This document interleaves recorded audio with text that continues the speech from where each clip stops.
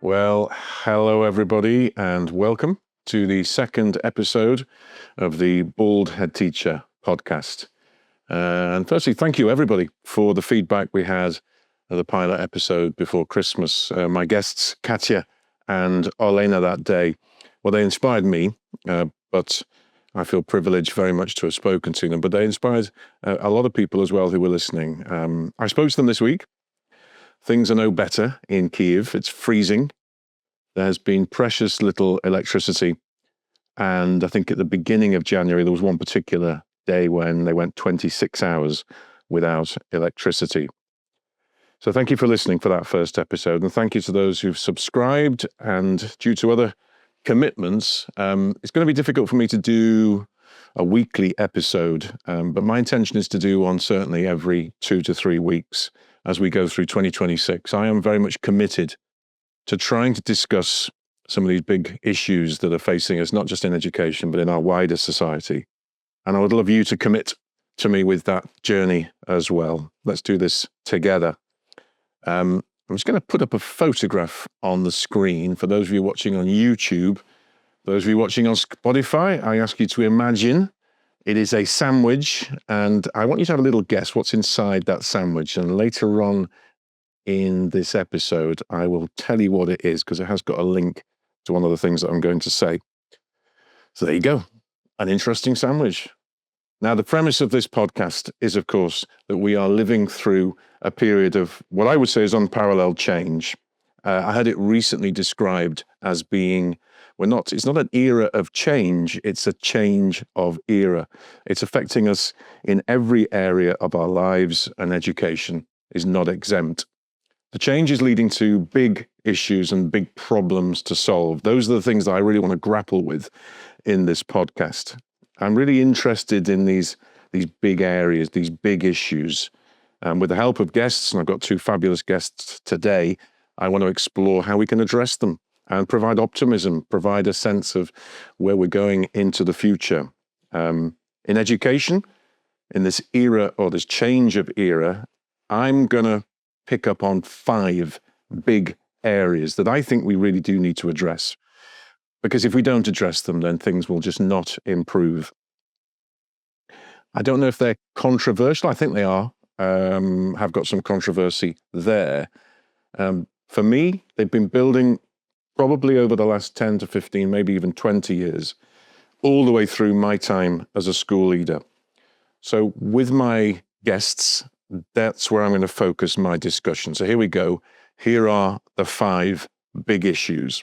The first is the changing face of childhood, mainly through technology, but not exclusively so.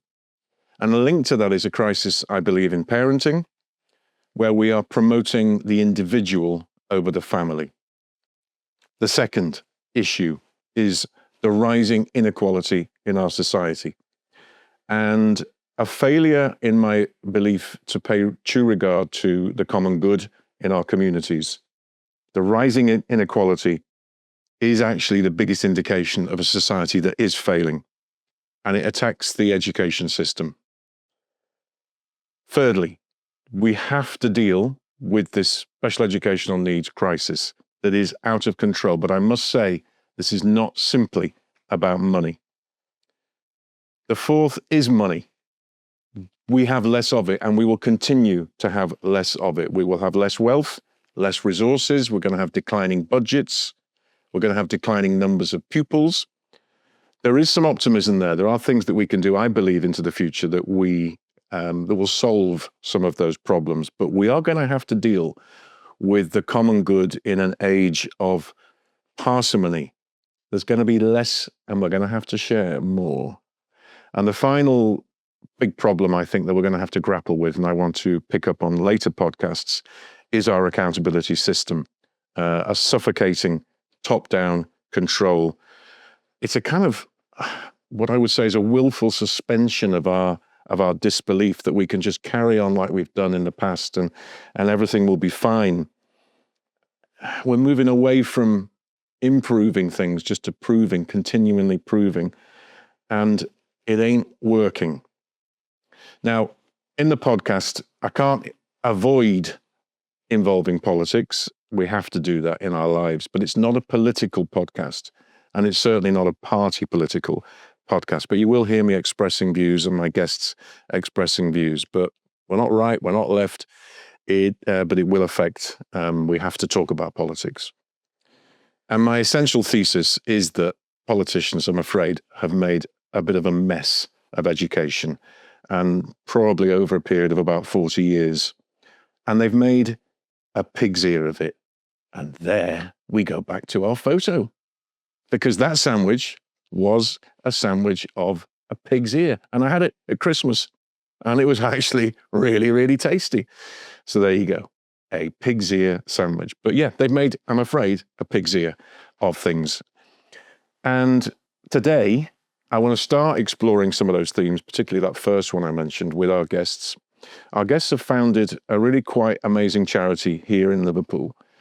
I've been inspired ever since I walked down when you had the little lock-up in Anfield and started talking to both Kevin and Gill about their plans, their ambitions, and I've kind of been on that journey with them over the last 12 years.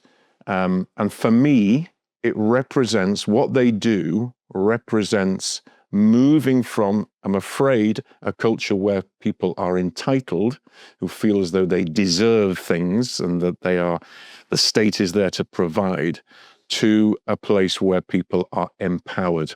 And what Gill and Kevin do in their charity so well is empowering people to make their lives better. So I'm delighted to welcome them here today. Welcome, Gill. Thank you. Welcome, Kev. Thank you very much. And let's start by getting our listeners to understand a little bit about what your charity is all about. So who's going to start? So An Hour for Others was never meant to be a charity, and never, when the idea happens, it was November 2013. I think it was the 3rd of November. I was working in a factory. I'd worked in building sites all my life, and I was just spent a lot of time complaining about the world, the wrongs, politics, wars, greed, corruption, violence on the streets, kids struggling. And I just kept moaning and complaining about it. And when I was working in the factory, the lads who I was speaking to, I think I was just getting on the nerves. And then that night I went home, and it just dawned on me that all of my moaning and complaining wasn't changing anything. I thought, I can't change the whole world. Like, I can't stop the war. I can't end poverty. All I can do is my little bit. And when I had the idea, it was that idea, that concept, that I thought, if every single person in the world who complains gets onto this idea, the world will change overnight. So that was where the concept came from. And I just put it out there that, to give a bit of my skill and my time once a month or something, that's all I could do. So at the time, with my painting and decorating skills, I threw it out there and said... And this concept is an hour for others. It was just giving up an hour of your time to support other people. It was basically just the name An Hour for Others was all about everybody giving a little bit of their time for other people, but that involved everybody. It wasn't just about me or Gill or a couple of people running around and doing it for everybody. It was about an hour of everybody's time or effort or skill to help other people, which in turn helps the community, which in turn makes the world a better place. And that was where the idea was born. So it was more about a movement than a charity.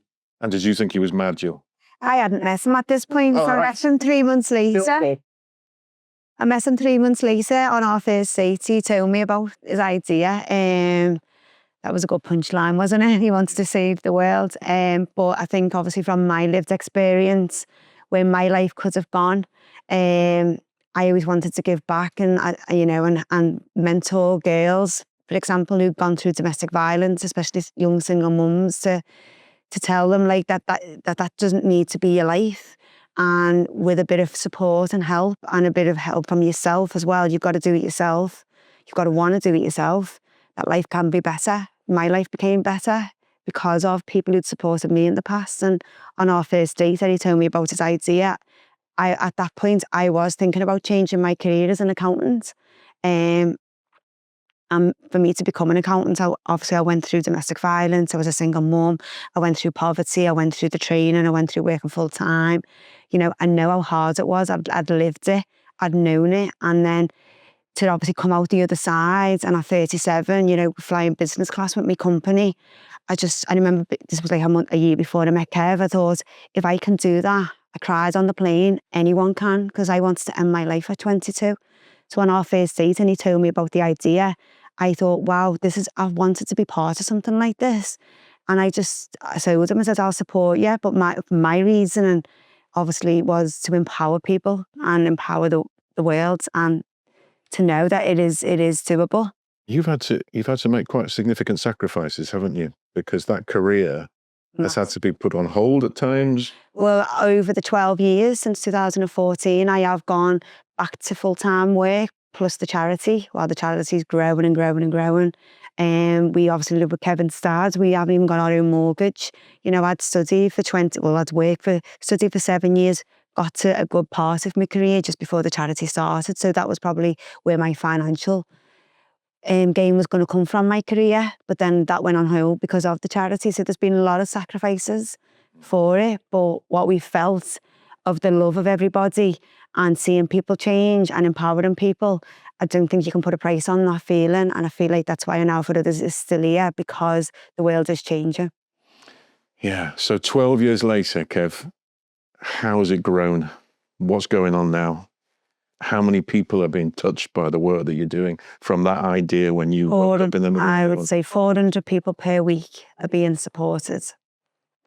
So it's grown because it was never meant to be a charity. It was a way of, like, I suppose when I first put it out there and I put it on social media, I expected people by like the next day all over the world to have read this and all to be just going out and giving an hour, but it didn't work like that. People came to us, and that was why we just literally started with this jigsaw puzzle, and over the year I've had to build. And the word grow, sometimes in a charity you'd think, you know, for us to grow that means that society is getting worse, but it's never been about that. The way we've grown is it's about empowering people. It's about bringing, you know, the best out of people. So the families that we support, or anybody who comes to Now for Others, it's not a quick fix. It's not, you know, we had to learn these things early on where, you know, I put it out there that I was a painter and decorator willing to help people. And then I'm getting phone calls, you the fella who does the bedrooms for nothing. And I was like, no, I'm not the fella who's going to do your bedroom for nothing. So it was all these things I was becoming aware of, going, no, it's about helping people grow as individuals and find their potential, and we'll support you in any way we can, you know. But if you're somebody who've, you know, it's a different kettle of fish, isn't it? You're elderly people who we should always support, our young children we should always support as a community, and people who are ill should always be supported, people going through dark times. Well, so many people, it's not necessarily practical help they need, it's emotional support, it's support helping them discover their own potential and, you know, showing them a better way. And that's how it's grown, is that people are aware of this concept now. So we don't get them phone calls anymore because people understand we're not just a quick fix where we'll go running down and throwing food to you or clothes, or you're part of a community and we believe in you, in your potential as well. So Gill, and Now for Others, tell me, what's a typical day like in An Now for Others? What are the things that happens there? What does the charity do? Okay, so over time, obviously that platform of love and people giving their all for others has grew massively. So I always say that we are like a platform, like an Uber. So Uber taxi, for example, you ring an Uber taxi, it goes into the portal, and then your output is the taxi. Ours is somebody wants to give, so it could be an individual or a business wants to give back to community. It goes into the portal of love, should we say, and then we spout out to the community, or we give businesses opportunities to help the community. We do that we've got 2 wellbeing hubs, one in Huyton, which is one of the most deprived areas of the country, and we've got one in Tuebrook. That from them community hubs, people come from the wellbeing sector, give their hour for others, and that's all to empower people into employability, to support them emotionally, what Kevin's just been talking about, just everything in life that can bring people down. These people come and give their hour for others in our community space for ages, babies right through to 88. And we're helping around 400 people per week over them hubs. And the results that we get are absolutely massive. Head teachers are even coming to us with our teenage group saying what is happening with these children. These children may have been good educationally in school, but they never had social skills. Now they've got both by coming to our hubs. That's just an example of the teenage groups. We've got 88-year-old woman coming in and having a cup of coffee who's been isolated in the house, and she's the most funniest woman in the world, but she never gets a chance to speak to other people. We also now have a food club on a Friday. We did want to stay away from the food because we were more of a service provider in regards to well-being. But with the foods now, everyone is struggling financially, even working families. That food club is helping indirectly around 250 people per week. It's saving families £46 per week. If you are on benefits, that is 60% of your budget a week. Over the year, it's giving you an annual holiday. But that's obviously the people that we support. But I think what An Hour for Others has done is got businesses involved. So there's a thing called corporate social responsibility. So the public money's not there. We recognised that 14 years ago with austerity. The word austerity was on everyone's lips when we first started, which was 4 years after, I think, the Conservative government got in. Obviously, I'm not saying it's them. I'm not, and at that point, I think we recognised that the private sector, me being from an accountancy background, had a lot of money. So they've supported us, the private sector, with volunteering time, bedroom refurbishments for children living in poverty, football tickets for kids going to school, going to the match, So whatever the private sector have got available, they come and put it into our platform of love, and we spout it out to the community. Platform of love. I absolutely love that. Yeah, I'm going to give you a quote. Tell me when you think this was said and who by.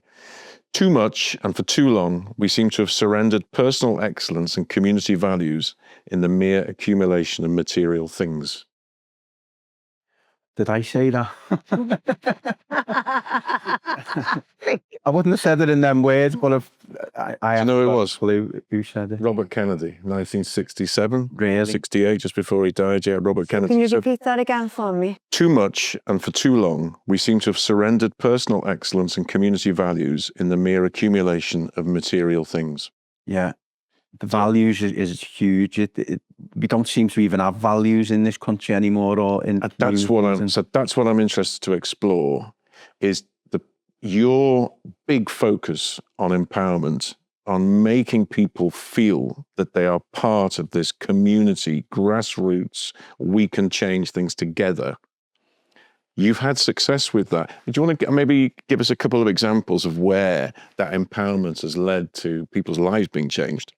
The children, we do after school groups for kids, and a lot of the kids who come to our hub are kids who lack confidence, self-belief. They have labels or whatever, if you like, and to see them walk in the door on the first day where they won't even look you in the eye, they can't speak, they're very shy and timid and riddled in anxiety, to then work with them over the years and to see them grow. And we do drama groups with them, and some of these kids who've gone from that have actually gone in front of 500 people and performed and acted, and to see that growth in people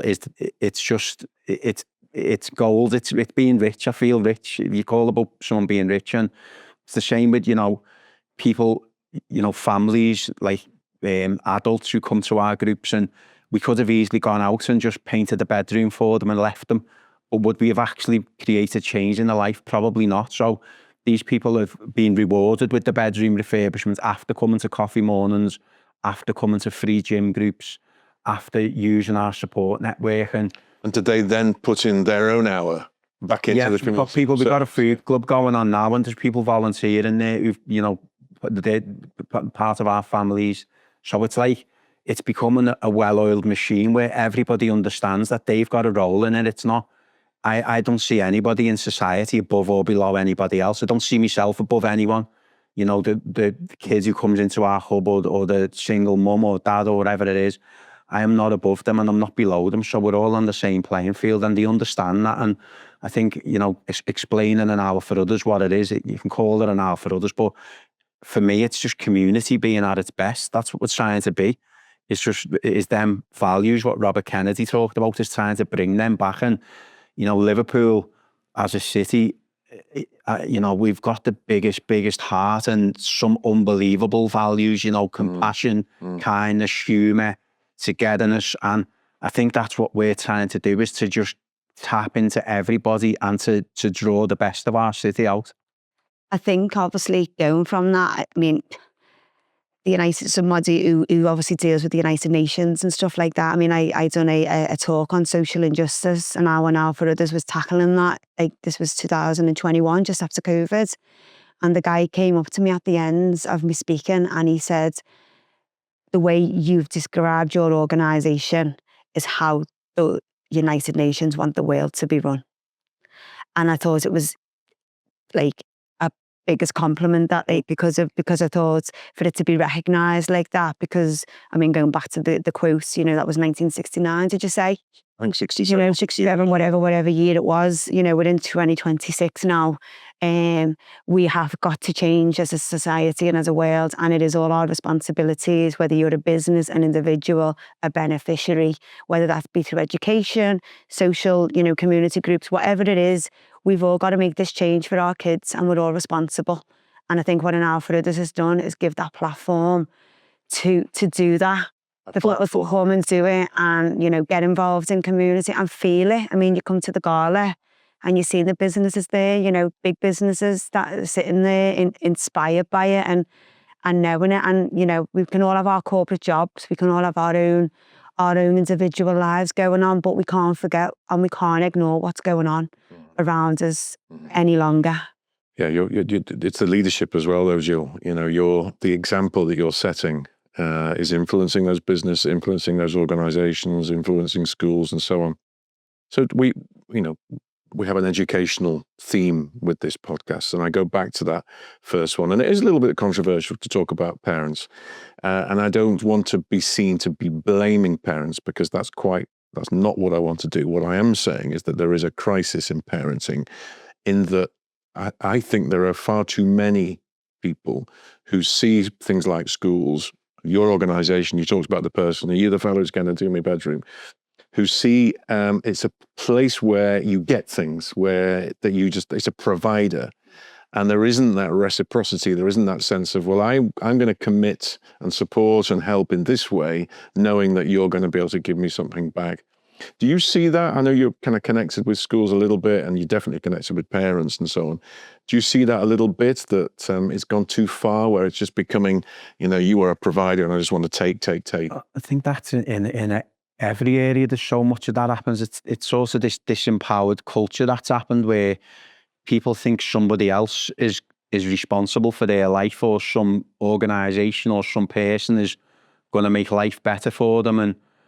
And yeah, I see it all the time. And I think, though, to be honest, I think people are in survival mode. I think a lot of people are completely in fight or flight mode. And I suppose they're looking for safety. They're looking for somebody to do things for them, somebody to provide for them, somebody else to take responsibility for their life. And, you know, the unknown, making a little change and helping themselves, can be seen as like this huge task, which is like, you know, overroaring, if you like, and just making that little, and when I say little task, that little task could just be stepping into a coffee morning and opening up and speaking to somebody. But there is so many people out there who don't take that first step, and they're literally just expecting, you know, their lives to get better as a result of somebody else. And it's not. That was, you know, the whole concept of An Hour for Others came from that, where, you know, I left school with no qualifications, I had no self-belief, I had no confidence. I was really, really, you know, in a bad way, mentally, if you like. And I'd seen it was only me that got myself out of that struggle. And I know Gill's the same. And there was nobody in the world who was ever going to wave a magic wand for me. And, I've had to go through battles and hardships and, struggles working outside in the winter on roofs, painting and decorating and stuff. But ultimately, it built me to who I am, but it was only me who could do it. And, I've never once waited for somebody else to make my life better, and we can't, do you know what I mean? Because going through all of them hardships and struggles in the dark times, that's where you're building your character and your own resilience, and you're finding strengths that you didn't even know you had. And that's what's important for us, to get that out of people, and, not just be there where, that's something as a charity you've got to be really careful of, is that if we're just going around and answering everyone's message of support, and we're going running around and doing bedrooms or giving clothes or food and not expecting nothing back, you're actually fanning the flames of poverty. You're making things worse for these families, and the kids are looking up to this as this is just normal, and it's not. So that's why we've always said, I think we come out, didn't we, Gill, years ago with the line, we're only willing to help people who are willing to help themselves, because otherwise you can't help people if you're just providing all the time. Which is why you tend to like the word movement rather than charity, don't you? And Gill, on that sort of theme, there's an awful lot of people who are giving up their own time to support Now for Others, volunteers. Tell us a little bit about the amount of volunteers, the amount of hours that last year was given in volunteer time. Okay, obviously before I go on to that, can I just answer a little bit of that question that you've just been saying? I think as well, from my own experience, that it is generational as well. So it's breaking that. And I believe that the system, I don't obviously want to talk about systems and politics and stuff, but from my lived experience, from 16, I was getting benefits because of my car accident that I was in, if that makes sense. And it was really, I needed the benefits at the time. Did I need them a couple of years later? Probably not. But what them benefits done to me then was isolated me then from the world. And then I ended up in a really violent relationship because I was isolated, I was vulnerable. And I believe that the system allows people to feel entitled as well.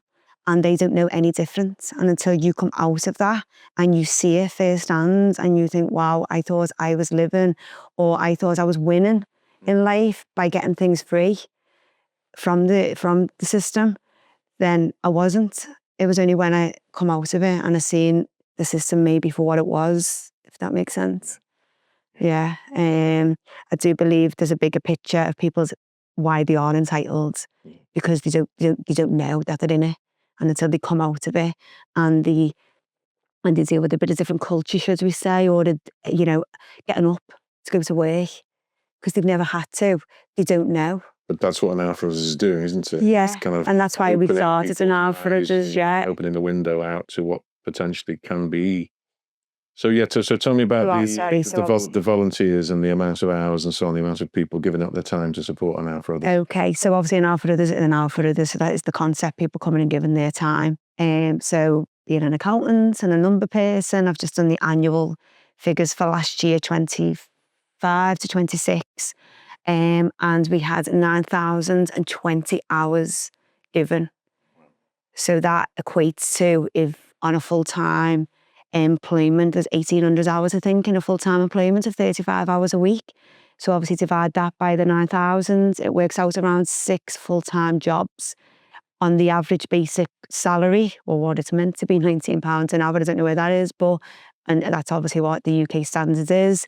It works out around 5 jobs at £35,000 per year. So that's the profession, that's what we've saved of people giving love. I think it works out around £190,000 worth of salary that we would have had to find to be able to do the job that we do in the city. It's massive. People want it. Thank God we've built it, haven't we? I would say the first 10 years have been the groundwork of building it. But I feel like now the structure's all in place for it to even go to other cities. And I suppose that's my final question is where is the next chapter in the story of Now for Others?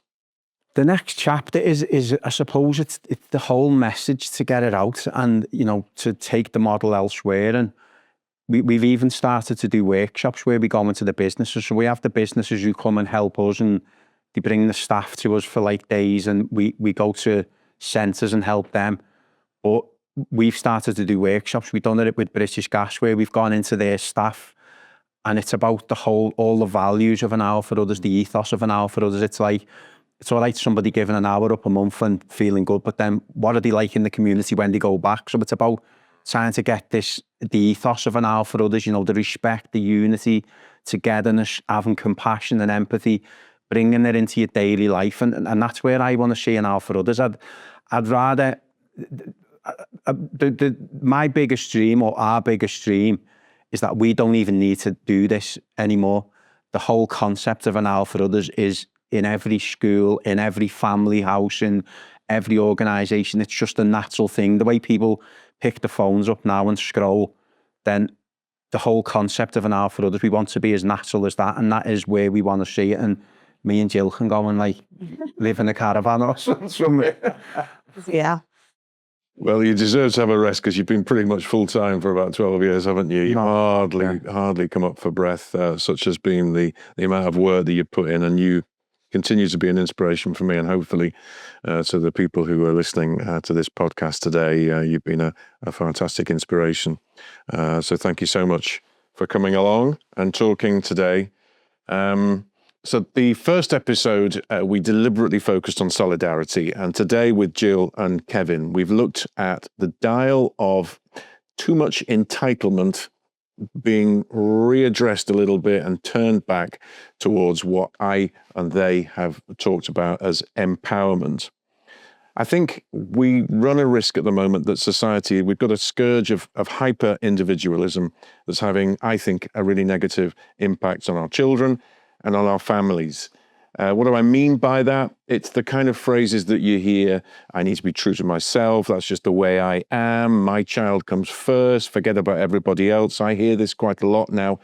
And it is this concept of I deserve. I need to get what's right for me and my family. I deserve it. Now, it's not all bad, I have to say. That move is not all bad. I think individual rights now are upheld better than ever. And obviously abuse is much less likely as a result of that. And a focus on self-identity can be life-changing for many people. So I'm not saying it's all bad, but I think the dial has shifted too far and we need to bring this back. And we need to bring this back by moving from less entitlement and more empowerment. We need to think of the state, the government, the authority as being at the heart of improvement, but it comes initially from yourself. And I think younger people are getting this now. They really are. So I think what Kevin and Gill have helped me reflect on is in moving from entitlement to empowerment, our schools can become much better flourishing communities when everyone understands that, just like Kevin's example of the person that phones up and said, "Are you the guy that does the bedroom, wasn't it? You know, you the guy that paints the bedroom." The school is also not simply a service provider. They require help as well. And to have true community harmony and flourishing, there needs to be that reciprocity. There needs to be that sense that we are all supporting each other and empowering each other to make that difference that in the end is going to support our children in this era of change.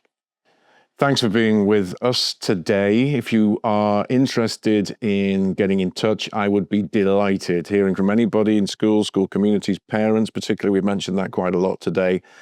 Don't forget, you can read more at Bald Headteacher on the website there. And I'm very, very keen for you to come on this journey with us as we explore these big themes in our society. And particularly thank you to my guests, Kevin and Gill, at An Hour for Others. And who wants to tell everybody where they can find out more information? Go on. Yeah, so we've got a website, anhourforothers.co.uk. We're on all social media platforms, and get involved. As I say, it's not just up to us, it's up to everyone. So, let's do it. And as our motto says, together we are strong. A great way to end. Bye, everybody.